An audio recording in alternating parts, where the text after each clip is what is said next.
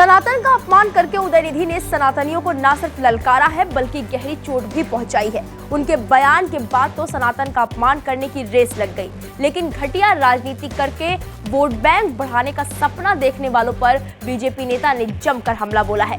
दरअसल भारतीय जनता पार्टी के तमिलनाडु प्रदेश अध्यक्ष के अन्नामलाई ने डीएमके पर तीखा हमला बोला। अन्नामलाई ने डीएमके के नाम की तुलना डेंगू, मलेरिया, कोसू से की है। उदयनिधि स्टालिन के सनातन धर्म को खत्म करने पर की गई टिप्पणी पर प्रतिक्रिया देते हुए के अन्नामलाई ने एक्स पर कहा, अगर तमिलनाडु से किसी चीज को खत्म करने की जरूरत है तो वो है डीएमके।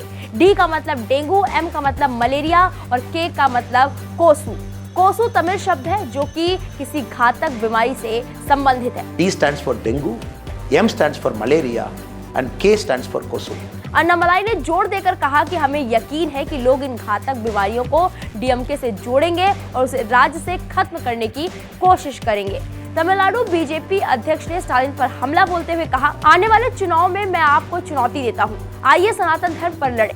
डीएमके का कहना है कि वो सनातन धर्म को खत्म करने जा रही है। हम कहेंगे कि हम रक्षा करेंगे और सनातन धर्म को सुरक्षित रखेंगे। हम देखेंगे कि तमिलनाडु के लोग कहां मतदान करने जा रहे हैं। हम कई सालों से डीएमके के नाटक को जानते हैं। अन्नामलाई ने आगे कहा, सत्ता में आने के बाद पहले साल आप सनातन धर्म का विरोध कर रहे हैं, दूसरे साल आप इसे खत्म करने की बात कहते हैं, तीसरे साल आप सनातन धर्म को बेरहमी से उखाड़ फेंकना चाहते हैं, चौथे साल आप कहते हैं कि आप हिंदू हैं और आप कहते हैं कि डीएमके पार्टी के 90% लोग हिंदू हैं, पांचवें साल आप कहते हैं कि आप हिंदू हैं। एक हिंदू 2024 में एक पार्टी के रूप में डीएमके का सफाया होने वाला है।